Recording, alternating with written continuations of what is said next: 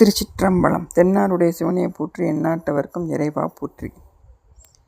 இறைவனை நம்ம எப்படி வழிபாடு பண்ணணும் அப்படிங்கிறத திருக்கலிற்றுப்படியால் என்ன சொல்லியிருக்காங்கன்னு பார்க்கலாம். அகம்புறம் அப்படிங்கிற அந்த நினைப்பு இல்லாமல் எங்கேயும் அகண்டமாக இருக்கக்கூடிய அந்த பெருமான், அப்படி அவனை வழிபட பழகிட்டோம்னா அப்போ அவர் தன்னோட அருட்சக்தியோட தோன்றி அருள் புரிவார் அப்படின்னு சொல்கிறாரு. அதனால் அதுக்கு நம்ம வழிபடுறதுக்கு அறிவு நெறி இல்லாட்டி அன்பு நெறி, இந்த ரெண்டு நெறியில் எதையாச்சும் ஒன்றா கடைபிடிக்கணும்.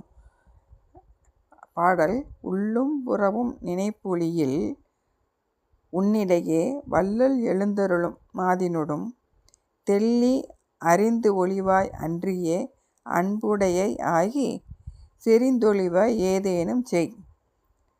நம்ம அகப்பூஜையும் புறப்பூஜையும் அன்பாலையோ இல்லாட்டி அறிவாலையோ நம்ம செய்யும் பொழுது இறைவன் தன்னோட மாதினோடு காட்சி கொடுப்பாரு அப்படின்னு சொல்கிறாரு. கண்ணப்பர் எப்படி வழிபாடு பண்ணார் அப்படிங்கிறத அவர் சொல்கிறார். கண்ணப்பரோட செஞ்ச அன்புக்கு மணிவாசகர் சொல்கிறார், கண்ணப்பன் 30 அன்பின்மை கண்டபின்னு சொல்லுவார்.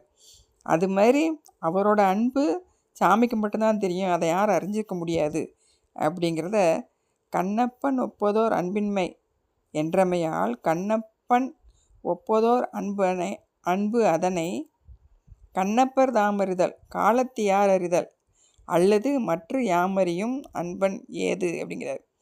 அது கண்ணப்பனுக்கும் சாமிக்கு மட்டும்தான் தெரியும் அவர் எப்படி அன்பு செலுத்தினார் அப்படிங்கிறதையும், சேந்தனார் அவிழ்த்த அந்த நஞ்சு போன துணியில் சாமிக்கு அந்த புட்டு அமுத களி அமுத கட்டி கொடுத்து விடுவாராம். அதை சொல்கிறாரு.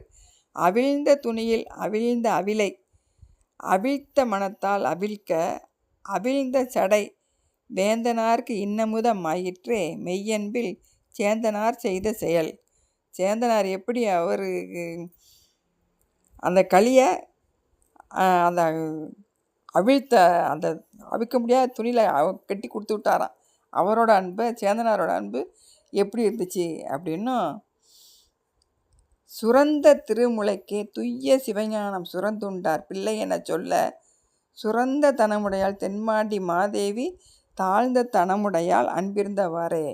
அதாவது பாண்டி மாதேவிக்கு ஞானசம்பந்த பெருமானை பற்றி சொல்லும்போதே அவங்களுக்கு பால் சுரந்துச்சான். அங்கே நம்ம உமையம்மைக்கு அந்த பிள்ளை அழுததை பார்த்ததுக்கு தான் பால் சுரந்துச்சு, இவங்களுக்கு கேட்ட உடனேயே பால் சுரந்துச்சு அப்படின்னு சொல்லி இந்த அன்பில் எந்த அன்பு சிறந்ததுங்கிற மாதிரி சொல்கிறார். அன்பு இறைவனை உள்ளன்போட அன்பால் உருகி அழைத்து அப்படியே தன்னோட உணர்ச்சி இல்லாமல் காதலாகி கசிந்து கண்ணீர் மல்கின்னு சொல்லுவாங்களே, அப்படி பெரும் அந்த வழிபாடு செய்யும் பொழுது அதுவே அவருக்கு புனிதமான குடமுழுக்கு அப்படின்னு சொல்கிறார். அன்பே என் அன்பே எந்தன்பால் அழுது அரற்றி அன்பே அன்பாக அறிவு அழியும். அப்போ அங்கே அறிவே அழிஞ்சு போயிருமா. அன்பன்றி தீர்த்தம் தியானம் சிவ அர்ச்சனைகள் செய்வதெல்லாம் சாற்றும் பழம் ஒன்றே கான். அதை விட்டுட்டு நீ போய் தீர்த்தம் ஆடுறேன், பல நதிகளில் முழுகிறேன், கடலில் முழுகிறேன், தியானம் பண்ணுறேன், சிவார்ச்சனை பண்ணுறேன் அப்படிலாம் செய்கிறதெல்லாம் அதுக்கு பயன் கிடையாது.